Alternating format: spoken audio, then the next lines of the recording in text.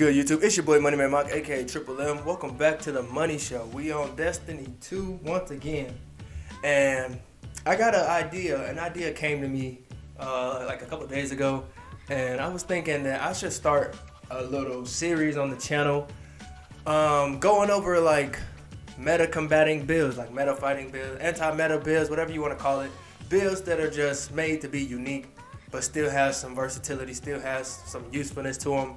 And just to, cause the community to be more creative and to have more fun, man. Because, I mean, everybody knows what the meta is and what it isn't by the time these seasons come out. So, yeah, man. And there are builds out there. There are people out there who do builds that are, the little gag builds and the fun builds. But, I mean, at the end of the day, when it all comes down to playing high-end activities and being serious, no one really takes seriously or bring those builds into consideration because they're not nearly as competitive as what's meta.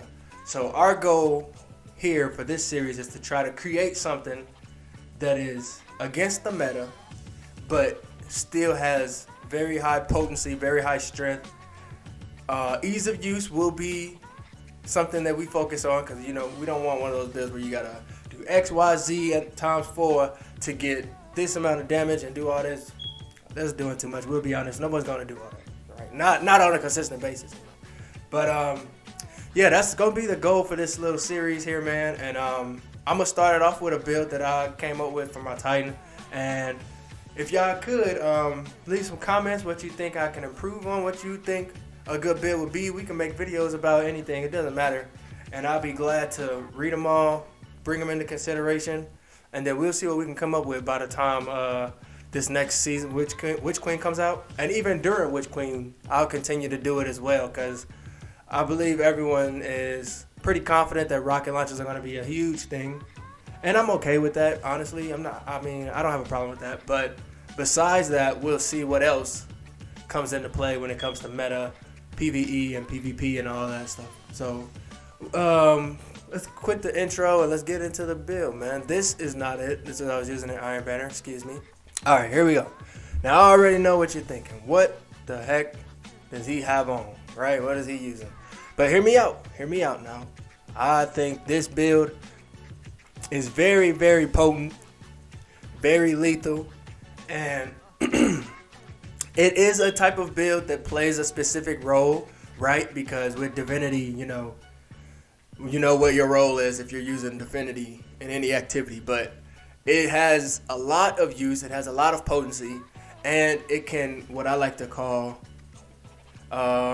is it 3 phases or 2 phases? I like to call it the 2 phases of like PvE playing, I guess it's 2 phases. You got ad clearing and you got DPS, right? Ad clearing and DPS. So it can ad clear like crazy. It can DPS okay. And it also is great in support. So I guess it's 3 phases. But yeah, it fills all those gaps. Oop, I hit my mic. It fills all those gaps. And it hits all those check marks. So I think this build is really, really, really valuable, especially in in-game activity. So let's go over what we got here, man. We got a guiding sight. The guiding sight. Now, I know scout rifles currently are not what's the hot topic right now, right? But in the recent TWAB, they said that anti-barrier scout will be coming back. So I took some time to really search for a high-impact scout rifle with Vorpal, since primary weapons now have infinite ammo, and heavy-hitting scout rifles do a decent amount of damage with the scout rifle PvE buff, and Vorpal is plus 15% for primary still, plus your boss spec. That's some pretty decent damage to have for a weapon that doesn't run out of ammo, right? Say you're doing a Grandmaster and you're out of special or you're out of heavy or you're out of, probably never happened, but you're out of both, right? You have a consistent primary option for DPS damage, even ad damage, even ad clearing if you really wanted to, because you can sit back and you know what scout rifles do best. So this is, and it's not just this one, I think it's the Scholar also. I think those are the only 2, last time I checked, that are the high impact that come with Vorpal so far. Now the Witch Queen could change that, but so far those are the only 2. So I would recommend getting one of those regardless, just because it's It's a kind of rare combination to have. So I would recommend getting one just for the vault. And then we got Divinity. Everyone knows what Divinity does, how good it is. This is your support gun. So when it comes to DPSing, when it comes to killing champions or whatever, you have Overload for free without using a mod socket. And you can stun them. You can create your disruption, and your teammates can easily deal damage. And you can deal damage too. We'll get into that in a minute. And we have Avalanche. Now this is where really it's not locked in. You can use you have a lot of flexibility when it comes to this heavy slot. But hear me out. Avalanche, my role specifically has subsistence and Dragonfly. Now the purpose of this is for ad clearing, and it plays into the synergy of our build. So with Dragonfly, you get your explosions when you get the headshots. Dragonfly spec makes the explosions bigger. Subsistence, refill your magazine a little bit every time you get a kill. So this is really your ad clearing, heavy duty, clear the mobs out the way type of gun, right? That's what this purpose is for. So now, and I'll go to obviously we're using Sunbreaker and Middle Tree Burning Maul. There's a reason for that. We're using Middle Tree for the hammer and for Roaring Flames.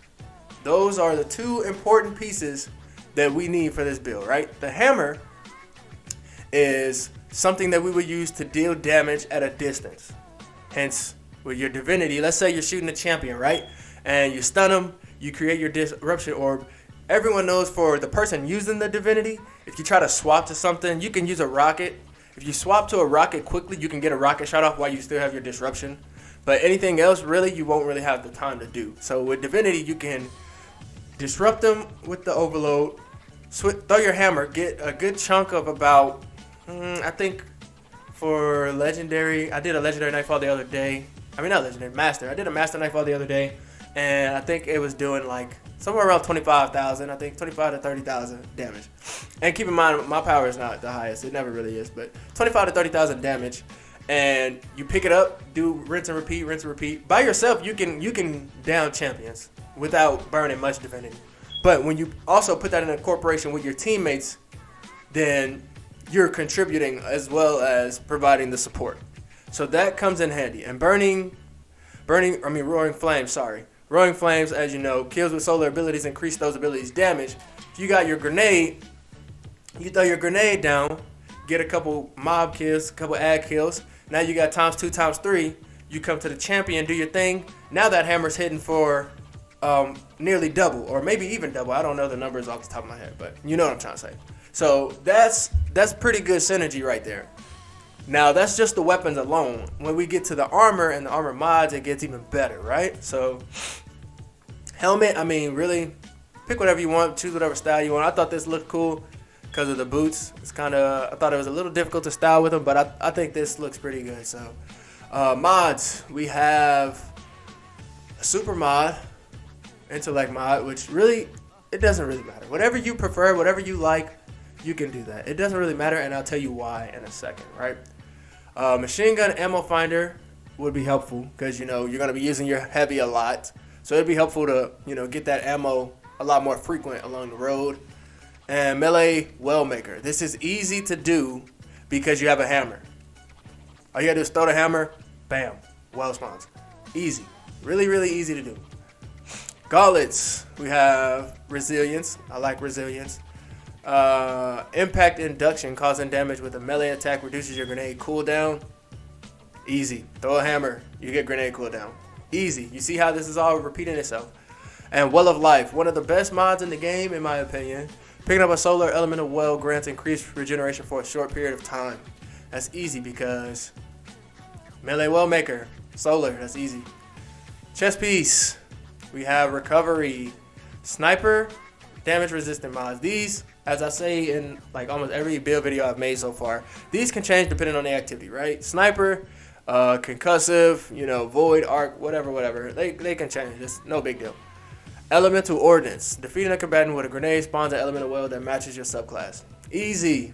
Throw your whatever grenade you want to use. I typically use the thermite for PvE, Easy. Whatever grenade you want to use, throw it, get a kill, elemental well. Well of life. Easy. And then we have machine gun scavenger, because you're going to need, you're using your machine a lot. And then you have font of wisdom. Picking up elemental well that matches your subclass energy type grants you a temporary significant increase to your intellect, improving the recharge rate of your super. That's easy because you're getting a lot of wells already, and now you're going to have that bonus regeneration to get your super back even quicker. So that's a plus. That is a plus. And yeah, right there you can just use whatever. It's just not masterwork yet though. So, and then we have our bond or mark. Sorry, I'm a warlock main. Resilience, perpetuation, reduce class ability cooldown while using your class ability. Easy, pop a barricade. Do it twice. Why not? And elemental charge. Become charged with light by picking up an elemental well. Charge with light, you don't need. Now, hear me out. Normally, when you see charge with light, what comes with it is what is it called? High energy fire, right? You don't need that because these boots already give you your damage. Sure, you could say, but I want to stack it up and get more damage. Sure, you could do that. Sure, if you really wanted to, sure, you could do that. But you don't need it, right? If you keep your charge, what you're doing is increasing your recharge rate of your abilities. So that way you get more hammers, more grenades, more wells, because that's how you generate your wells. So it's just quick repetition. It doesn't take long to generate your wells. And really, you'll see on that left side, you'll have these buffs stacked on top of each other, like consistently, back to back, right? So it's really easy. And for those of you who don't know, this exotic right here, I just realized is very, very underrated. Like, it's so crazy how underrated this is. Because everyone used it to combat stasis and crucible, but in PvE, it's so underrated. Solar final blows periodically grant you an escalating bonus to weapon damage. You are harder to slow and freeze with stasis, and when you break out, you take no damage from doing so, creating a burst of solar energy around you. Right? So, obviously, the stasis part is what everyone freaked out about when these boots first came out. And rightfully so, because stasis was at an overpowered state. And in PvE now, you have enemies that, have stasis effects, which is cool. But solar final blows, periodically, grant you an escalating bonus to weapon damage. Listen to that for a second. We're using a solar subclass, right? We have a hammer that we can throw at any distance, solar kill. We have a thermite grenade that can reach high distances, solar kills. And we have a solar machine gun. This is why I chose the avalanche specifically. Obviously, it's flexible and you can swap it, but this is why I specifically chose the avalanche. We have an avalanche, solar machine gun, dragonfly, solar explosions. You get where I'm going. This build is potent, man. And you may notice that there's a lot that I'm not using any of the seasonal artifacts right now, and that's because obviously seasons change, right? I do sometimes, but for this specific case, I don't want to build a build that's for this season when this season's about to end, right? So that's why I'm using the scout rifle with it, because I'm building this for Witch Queen. So this is the build, man. Hopefully you guys think it's pretty cool. Let me know what you think about it. Let me know what you think I can improve. And I think it's going to be pretty good. But let me know what you think. Leave a comment. Let me know if you got any builds that you created that you want us to check out and see. And then we can definitely do that. And we're going to let some gameplay play in the background. But until then, we'll try to keep this series going, man. And I hope you enjoy. Catch you on the next one. Deuces. Like an old arc energy conveyor. Yeah, that hurts.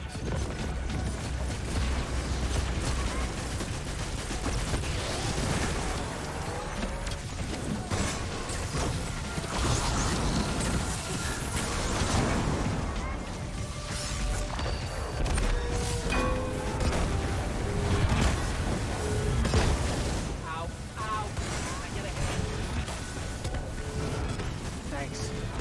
I can't imagine the pain you go through.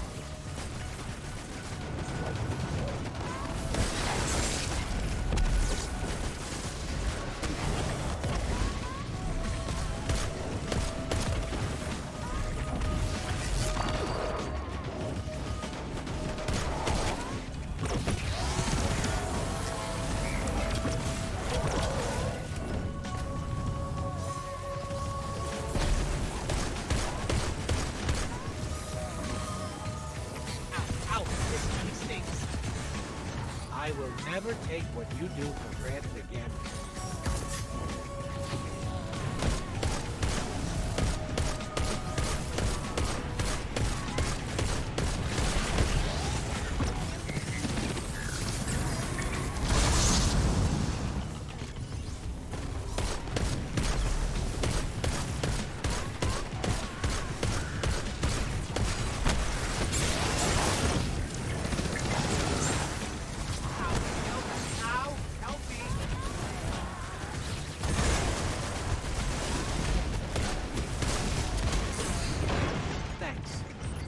Never leaving your backpack again.